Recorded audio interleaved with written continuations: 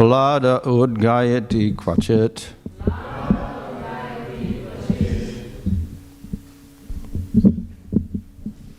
Someone? No one?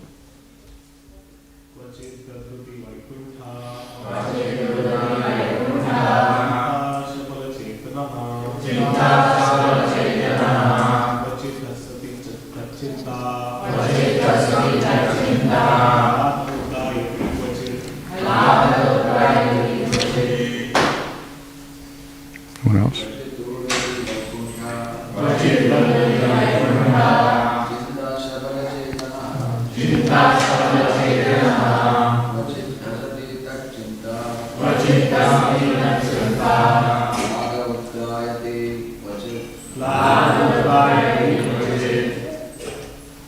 What's this?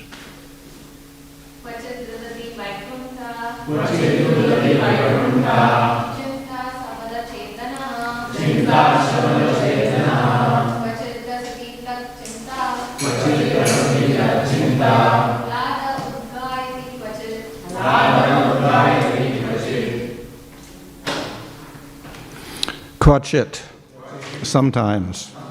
Rudati, cries. Vaikuntha Chinta, by thoughts of Krishna. Shabala Chaitana, whose mind was bewildered. Kvachit, sometimes. Hasati, laughs. Tatchinta, by thoughts of him. Ahladaha, being jubilant. Udgayati, chants very loudly. Kvachit, sometimes. Translation: because of advancement in Krishna consciousness, he sometimes cried, sometimes laughed, sometimes expressed jubilation, sometimes sang loudly. Purport: this verse further clarifies the comparison of a devotee to a child. If a mother leaves her small child in his bed or cradle and goes away to attend some family duties, the child immediately understands that his mother has gone away, and therefore he cries. Then, so as the mother returns and cares for the child laughs and becomes jubilant. Similarly, Prahlad Maharaj, being always absorbed in thoughts of Krishna, sometimes felt separation, thinking, where is Krishna? This is explained by Sri Chaitanya Mahaprabhu. Sunyayitam jagat sarvam govinda virahena me. When an exalted devotee feels that Krishna is invisible, having gone away, he cries in separation. And sometimes when he sees that Krishna has returned to care for him, he laughs, just as a child sometimes laughs upon understanding that his mother is taking care of him. These symptoms are called bhava. In Nectar Devotion, various bhavas, ecstatic conditions of a devotee, are fully described. These bhavas are visible in the activities of a perfect devotee. So there's a series of verses here explaining the characteristics of Prahlad, who was a small child. And as we see from these verses, he was completely absorbed in the Supreme Lord and was exhibiting various symptoms which are described in the Nectar Devotion called bhavas. Sometimes these are sattvika bhavas, which are actually unconscious. We don't consciously do them, but by strong emotion, certain things happened. Such as crying, as explained here. Rudati, he cries out for the Lord, and then he has tears in his eyes, etc. So we're familiar with this in the material world. Does anybody cry? Nobody cries? Sometimes? So why do people cry in the material world? Some pain, yeah? Physical or mental pain, so they all cry. People cry. Not just children, adults also cry. Yeah? So they have some great affliction. And because of that, they will cry. And it's not considered a good symptom. Nobody welcomes that. Nobody wants to be in a state of lamentation or sorrow, etc. They'd rather be laughing. So in the material world, such symptoms are not considered to be very auspicious. So if we go to a house and everybody's crying, we don't want to go in that house. House of lamentation, whatever like that. So we have this duality in the material world between the states of sadness and lamentation and the states of joy. And we prefer the states of joy, and we try to avoid the states of lamentation, etc. That's considered very inauspicious. However, in the material world, we can never avoid both states. We get both states. And unfortunately, there's no way of avoiding that. Why? Because that's the nature of everything in the material world. Everything is temporary, and everything that gives us joy is subject to destruction. Whether it is family members or objects or whatever, it will all get destroyed ultimately. And if not then at least we get destroyed. And then we have to lose everything. So even if you're the wealthiest person in the world, and you have all the money to buy everything, and even if it breaks, even if it gets destroyed, you can buy a new one. Doesn't matter. In that sense, okay, you can remain happy. But still, sooner or later, you will also die, and you cannot take your money with you. You can no longer purchase anything. You lose everything at the point of death. So that is, again, sadness, lamentation, etc. So it's inescapable in this material world. So how is it that here we find a great devotee of the Lord, beyond everything in the material world, completely in bliss? Our scripture says you go to the spiritual world, infinite ananda, happiness forever, bliss, eternal bliss, no more suffering. And we see the great devotees are crying. What's the point? Go to the spiritual world, we end up suffering like we're suffering in the material world. Not only that, you will see that the higher you go, the more they suffer. So who has the greatest suffering? The gopis. So Prabhupada here quotes from his Shastika that one moment appears like a yuga in separation from Krishna. So this is a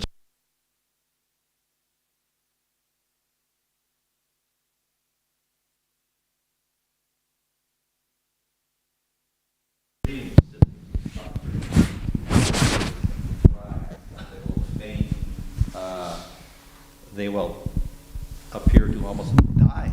There's one symptom of Devacharya Bhava called mriti, which means death. So of course they don't really die, but it's death-like symptoms. And everyone is thinking, Radha's going to die out of separation from Krishna. So definitely it does not look very blissful. It looks like it's full of lamentation. And we see this, of course, in all sorts of states. For instance, when Krishna was in the rasa Leela with the gopis, and then, or before actually the rasa Leela, he was talking to them. Suddenly he disappears. And then everyone's lamenting. And they all look for Krishna. And then they see the footprints. And there's Krishna's footprints. And there's some gopis' footprints there also. And they follow the footprints. And then they find Radha's also lying there, and there's no Krishna. And Radha's lamenting again. And then everybody laments. And they're all helpless. And they look for Krishna, they can't find him, and they're hopeless. And they wander down to the bank of the Jamuna River. So this is a state of complete devastation in separation from Krishna. So that type of misery because of separation from Krishna or any form of the Lord, it reaches its highest peak in the gopis. And they're the highest devotees, but they experience the greatest pain. So that, what is that? Why do we want to go to the spiritual world if we're going to have to suffer like that? Let's stay in the material world, we can suffer this way. So, answer is that actually is not pain like we experience in the material world. It's looks very similar, but it is very, very different. In the material world, we suffer because we're attached to material objects or material bodies, and we lose them. This suffering is caused by not a material object, but loss of Krishna, who's the supreme spiritual object, who is eternal, who never gets destroyed. So it's quite different. It's spiritual object, not material object. Furthermore, the lamentation is because of great attachment to Krishna. Our material lamentations is because of great attachment to a material object. So the lamentation is the result of our bhakti and our prema. It's not in the material world. It's not prema. It's not bhakti, and we're lamenting. So that the lamentation is not simply because I've lost something, but when Krishna is not present, we lose the opportunity of serving him, and therefore we lament. In the material world, we lament because I don't have an object of enjoyment. In the spiritual world, we lament the loss because we no longer serve the Lord. So, the lamentation is quite different. So, though it looks similar, it is quite different, and therefore in the Nectar of Devotion and in other texts it's explained that these are ecstatic symptoms of prema itself. So when there is lamentation in the spiritual world, it actually becomes a type of rasa, secondary rasa, based on a primary rasa of love. So then if we get a short period of lamentation, okay, it becomes a little rasa, then it will disappear. Which means that all of these secondary rasas like lamentation and fear and whatever, they all result ultimately in Krishna coming and then bliss. That doesn't happen in the material world. Lamentation does not resolve into happiness in all cases. It just continues to be lamentation, lamentation, lamentation. Spiritual world, it always resolves back into the bliss. Why? Because that lamentation is dependent upon the bliss, that basic rasa with Krishna, which may be Madhurya rasa or Sakya rasa or whatever. So it appears and disappears. So why is it there at all? For the simple reason that there is variety in the spiritual world, and therefore there will be separation and meeting, and consequently we will get joy and lamentation. But it always results in Krishna meeting again and then in joy. So that's the only reason why. Of course, it's also said that separation makes meeting more joyful. Even in the material world, I think there's a saying like that. So, therefore, the meeting and separation are intrinsic parts of the pastimes in the spiritual world, and thus the lamentation and separation and the joy in meeting are inevitably related to each other. They coexist at all times. So we'll find in Nectar Devotion, for instance, that when it describes the different rasas, the sthāyi bhava and prema, then there'll be the sthāyi bhava, and then we'll have sthāyi bhava. That's the basic, emotion like Madhurya or Sakya. In union, when Krishna is with his devotee, then certain symptoms manifest. Then they have a whole other section in separation, a whole other set of symptoms, the same sthāyi bhava in separation.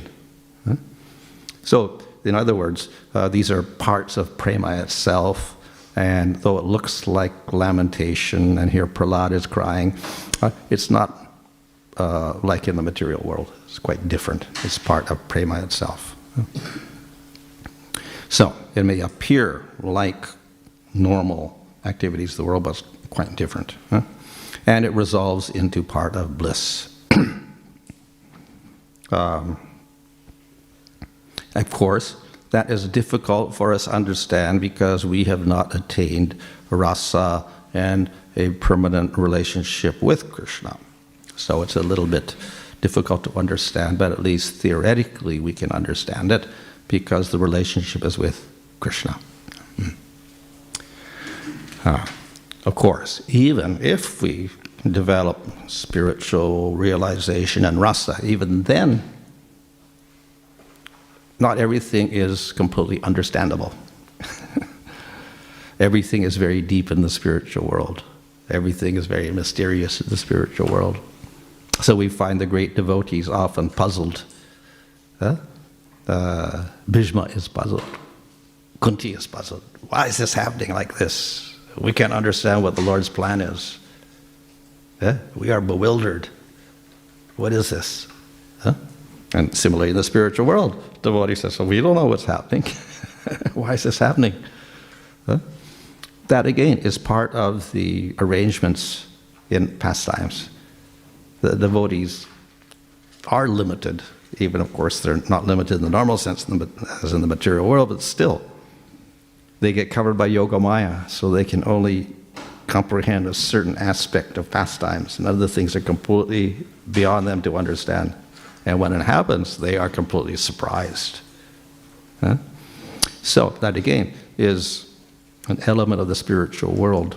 It's arranged like that in order that the pastimes are continually varied and continually exciting and novel, ever new. They never get worn out, even though they may appear to be doing the same activities every day. So certain aspects are very, very profound, such that Sanatana Goswami says that this separation and the feeling of lamentation is such that, in the spiritual world, is such that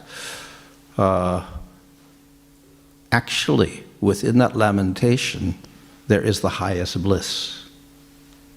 But how can there be bliss in lamentation? If the gopis are lamenting, how can there be the great bliss? And it's greater than the bliss in union with Krishna where they meet Krishna. How can that be? Yeah, that's the experience they have. And we can't understand how is that so. So it's beyond us actually to understand. Yeah.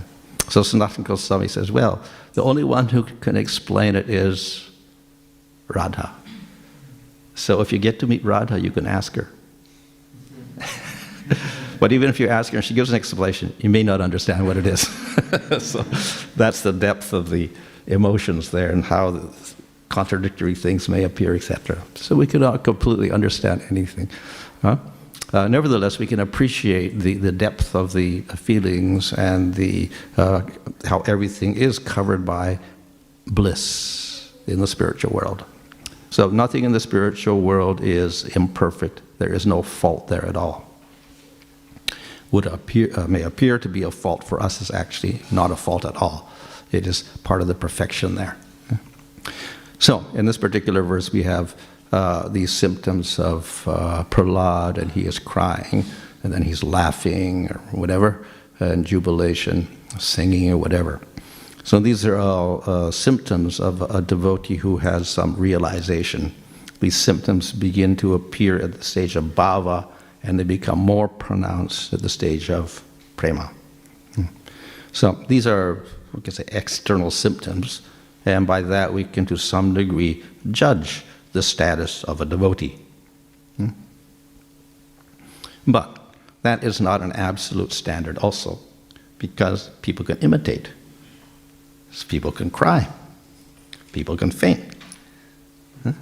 So people can do that. Why? So that the people will think they're great devotees.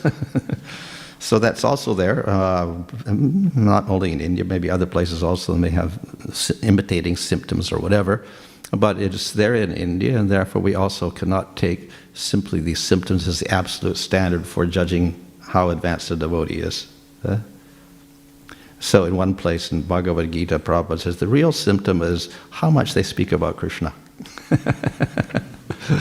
They have all the symptoms, but they're not thinking of Krishna at all. Well, what's the use? It's all, a bogus show. So here we see that Prahlad actually is singing and glorifying the Lord at all times also. So he's very absorbed in the Supreme Lord. So that absorption is what gives rise to all of these different external symptoms like that. So along with the external symptoms, we also have to some degree, be able to judge the internal qualities of a person. However, Rupa Goswami in Nectar Devotion also says that, talking about the prema bhakta, that actually we can't describe that devotee. We cannot give a bunch of symptoms and say, this is how we identify that person. It's beyond description. You can never describe who is a prema bhakta at all. That's at the very beginning of Nectar Devotion. He says this. You can't really describe him at all.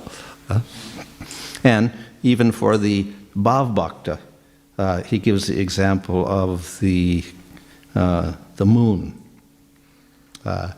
because the person at the stage of bhava may appear to have faults. And then we've been criticizing, okay, he's not actually realizing Krishna because he's this fault, he has this fault, he has this fault, whatever like that. If he's actually on bhava, then he shouldn't have any of these faults, because ahankara has gone. And ahankara is the basis of all of our faults. So if he has no ahankara, he should have no faults. And yet it looks like a fault, he's got a fault. So then he says in relation to that it's like criticizing the moon because the moon has spots. So generally, the moon is praised in poetry as being, beautiful and full of light and cooling, etc. It takes away the pain and whatever, like that. But if we look closely, we'll see there's spots on the moon. So if we're a fault finder, then instead of praising the moon, say, no, the moon's not so wonderful and beautiful after all, because look, we see there's a spot there and a spot there and a spot there. So this way we can criticize the moon. But the poets never do that. They will just praise the moon because of its beautiful light and its soothing quality, etc. And they don't look at the faults at all. It's just like that. What may appear to be a fault in a person with bhava, it's not actually a fault, because he has bhava. So the moon may appear to have faults, but it's the moon, so therefore don't criticize it. So because he has bhava, it looks like a fault, don't criticize it. It may appear to be a fault, it's not a fault. So in that way he says the state of bhava is very rare.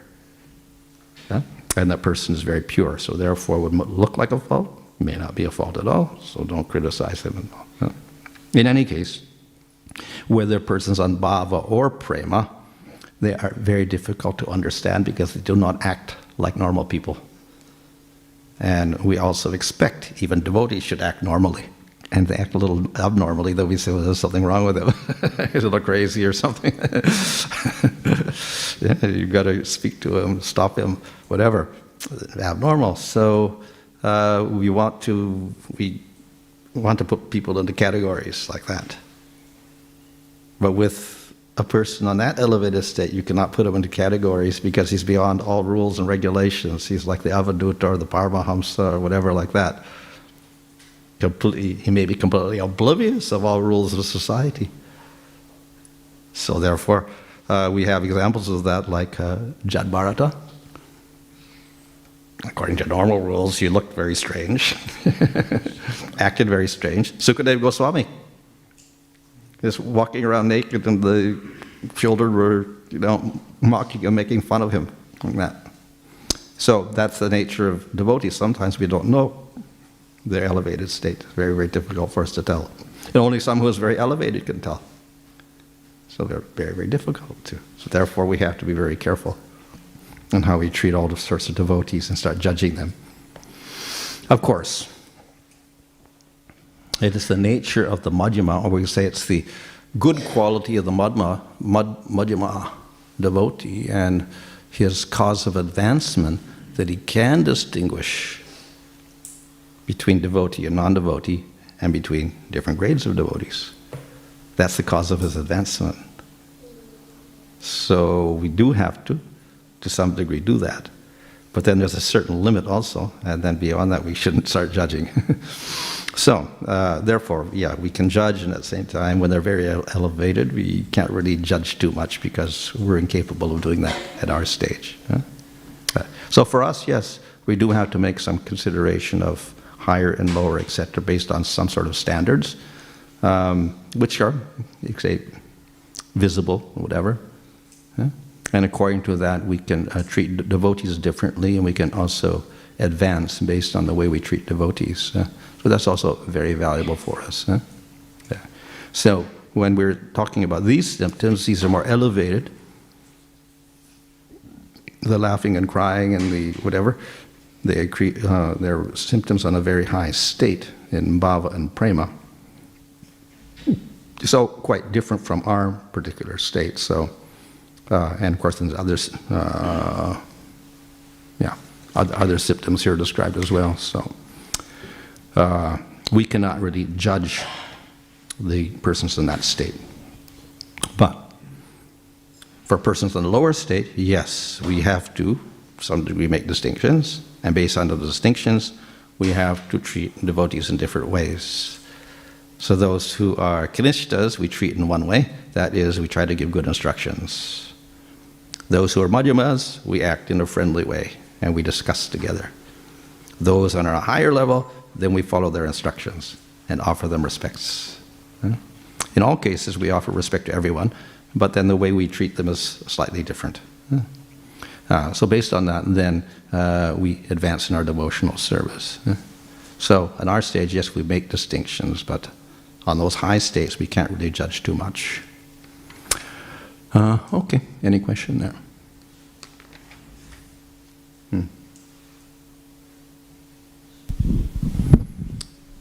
Hare Krishna Maharaj, thank you for the class. When I hear of the spiritual world, one can say that it sounds like, you got Radharani, Krishna, Narad Muni, and they're all just playing around on a show, and you're just watching, and it doesn't sound so attractive. So, what would you say to someone who thinks that way? Oh, well, this is called Leela, which means a pastime, and it's not that one looks at it. If one is qualified, one enters into it. One is part of the pastime. So just like we may have dramas, and then people look at the drama, that's one thing, but then an actor in the drama is a little bit different. He's completely involved in it. So something like that, but then it's not a drama itself, it's like life itself. So there is no drama there, there's actually life itself, it's like that, and then you enter into it. That's your qualification for going to the spiritual world. You can enter into it in various degrees, according to your rasas. And then you're part of that, and it's a complete involvement. It's not a temporary thing, you retire after a night. You're continually in that, and you're completely active in that. And the motivation there is that it's completely satisfying and blissful, and it's eternal.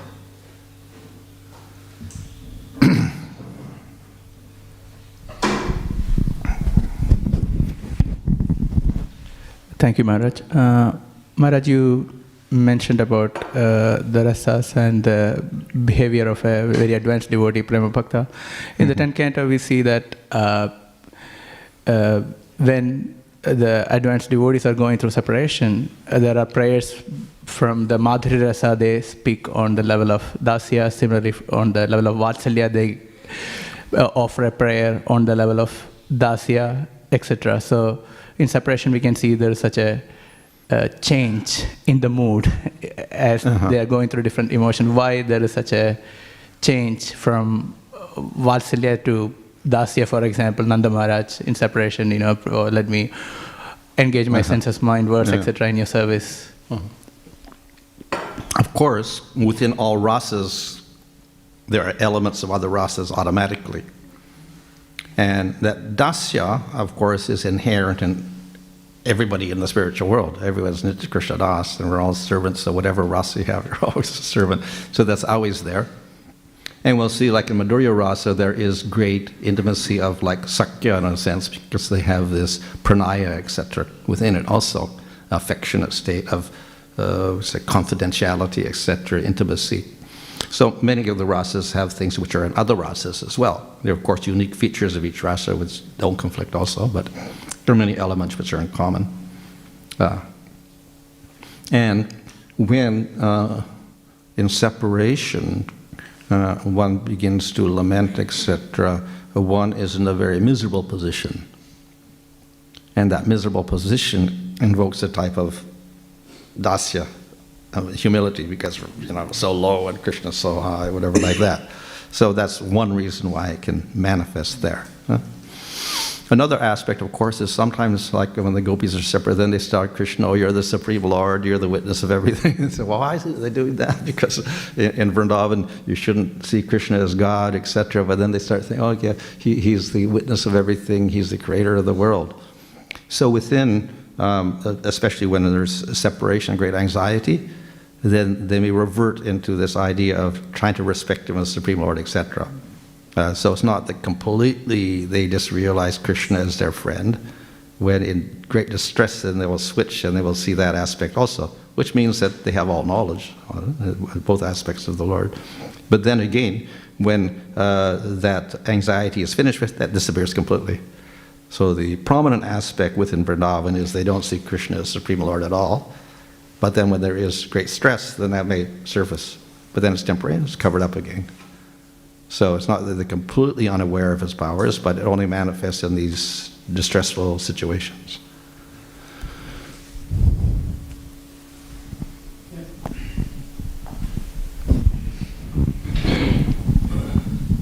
Thank you so much, Maharaj. You were mentioning about the higher stages, the bhava platform and everything, that we can't experience it, but we can theoretically understand.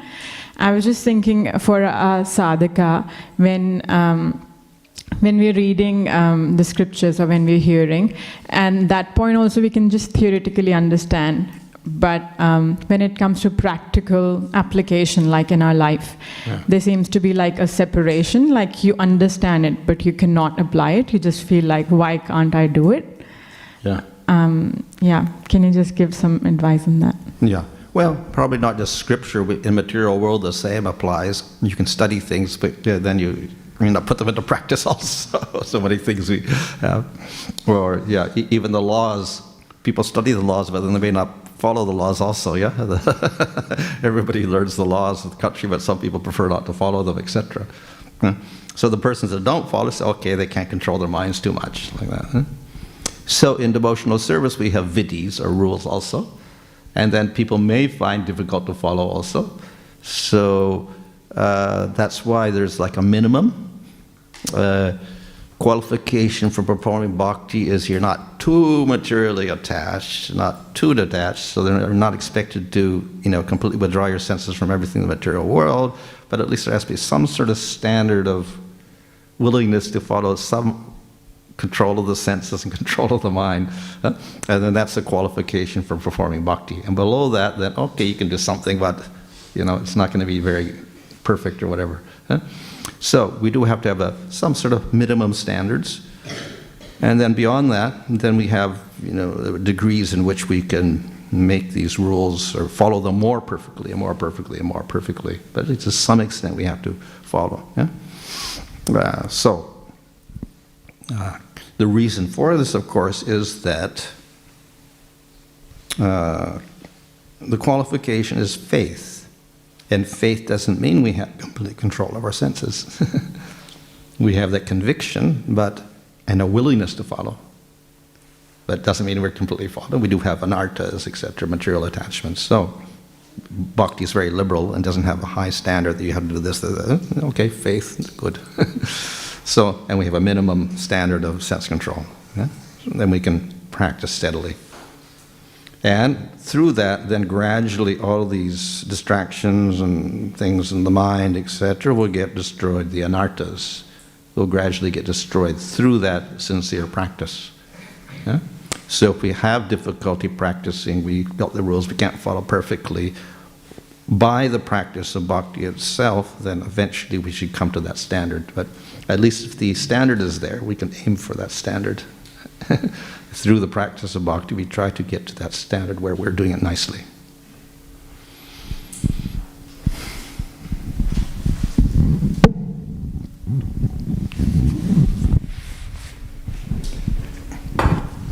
Hare Krishna, Bhanu Swami. Thank you very much for a wonderful class.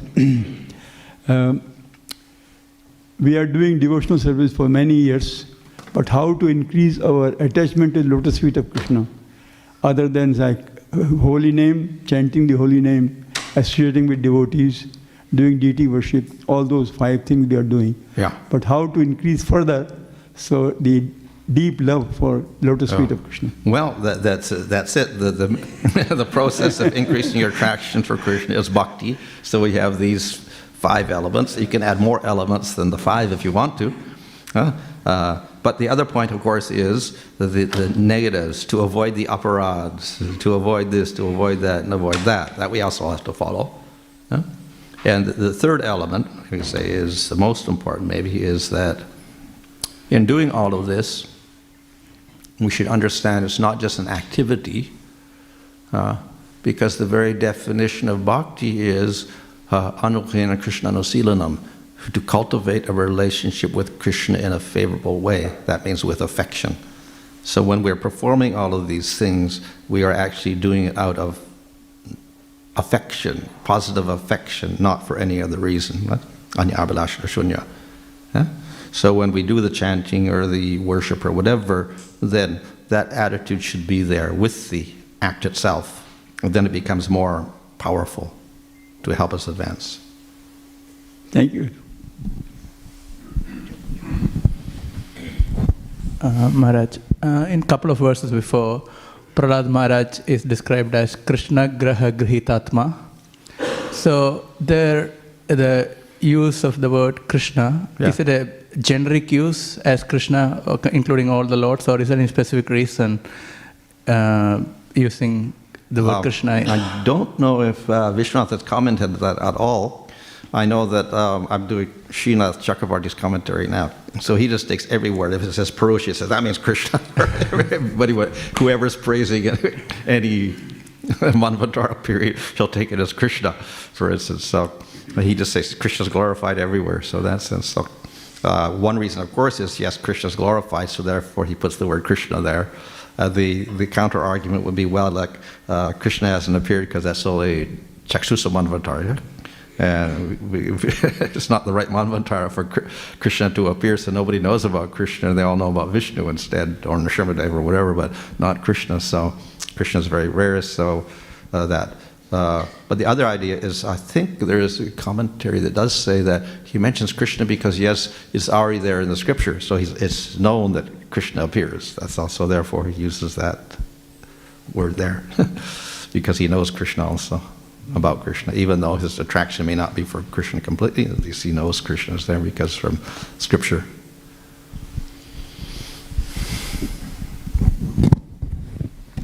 Hare Krishna Maharaj, thank you for the class. You mentioned about the mode of separation, how we see in only exalted personalities that they experience this mode of separation at a very high level. And we hear that we shouldn't imitate these devotees. But in, I guess, the neophyte stage, sometimes when we're, I guess, away from the deities for a prolonged extent of time, we feel a little bit of mood of separation from the deities, or maybe when we're actually doing some seva or going on books, we feel a little bit of, maybe we feel the material energy, so we might struggle or be in a miserable situation, so we have that kind of mood of separation of wanting to see Krishna in that moment.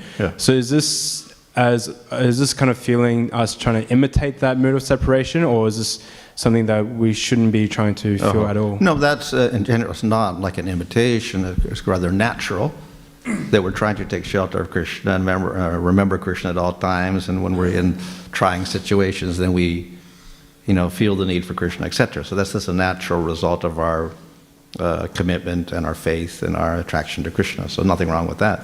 That's actually, you can say, positive. It helps us advance. Thank you. Hare Krishna Maharaj. Krishna's beauty is considered as one of his opulences, like in the Aishwaryasya Samagrasya Viryasya, that verse. Beauty is considered as one of the opulence of Krishna. And in the 64 items, in the last 4, it says about Leela and Rupa Madhuri. So my question is beauty considered as an aspect of sweetness of Krishna, or is it an opulence? Is it part of Aishwarya or sweetness? Oh, well, all forms of the Lord are beautiful. Yeah. We won't have an ugly form of the Lord. Even Varaha is beautiful, and Hayagriva is beautiful, and Anantashesha is beautiful, even as a snake. So all the forms of the Lord are beautiful, spiritually, because anything spiritual is beautiful. Now the quality of Rupa Madhurya is that beauty is also especially sweet, which means that the beauty invokes intimacy more than the beauty of Vishnu. Vishnu has beauty, but there's also that reverence attached to that type of beauty because of the particular form with 4 arms and holding a club and a whatever like that. It's beautiful, but it also invokes reverence. The form of Krishna invokes intimacy. We forget him as Supreme Lord, and we just take him as our friend or whatever. Yeah? So that's the type of beauty of Krishna, in Vrindavan particularly. Yeah? It's somewhat there even in Dwarka, even though he may have 4 arms or 2 arms or whatever. Even then, that form, it may be similar to the Vishnu forms, because he has 4 arms sometimes, but still, it's in a superior position there. That's also superior to the Vishnu forms or whatever. There's little sweetness, but it's sweetest in Vrindavan, where he's in the 2-armed form. Huh? Thank you. Okay, fine.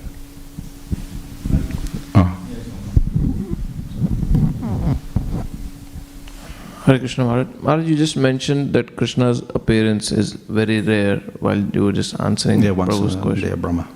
So Krishna appears once in day of Brahma, and we understand Lord Chaitanya appears in the immediate next Kali Yuga. So that same rule is for other Leela avatars like Lord Ram also? Is very rare appearance? It looks like Rama is the same, but some like Vamana I think appears 3 times, Matsya appears 14 times, Varaha several times also. Yeah, so some appear a few times, some appear once. So Rama seems to appear once also in a day of Brahma. So in Kali Yuga, basically no Vishnu Tattva appears. It's just empowered living entities who will come and give the holy name. Is that? Yeah, because that's explained, I think, by Rupa Goswami and Lago Bhagavatamrita that the Lord is True Yuga, so therefore he doesn't appear in Kali Yuga. But then what do we do about Kali Yuga avatar? So they said, okay, Shaktavesh avatar appears there in Kali Yuga in general. But in the case of Krishna and in the case of Chaitanya Mahaprabhu, they're special. So Krishna's not just an avatar, he's Swayam Bhagavan when he appears as Krishna. The others, of course, is regular avatar or whatever, but when Krishna comes in, he is Swayam Bhagavan Krishna. And when Lord Chaitanya comes, he's also avatar, he's also non-different from Krishna. He's not a Shaktavesh avatar or a normal avatar at all. They're special. So both are very special. So from this appears that Lord Ram, Lord Krishna and Chaitanya Mahaprabhu, they all come in similar time, like one after another, because if Lord Ram also appears once, and he has appeared in this Treta Yuga, no. If he has, I don't know. Rama appears in the 24th cycle of Vaivasata Manvantara. We're in the 28th cycle. So it's like 16 million years before. 4 Yuga cycles previously. It's not the Treta Yuga, this Treta Yuga, and then Dwarpa and Kali. It's 16 million years before in another cycle, actually.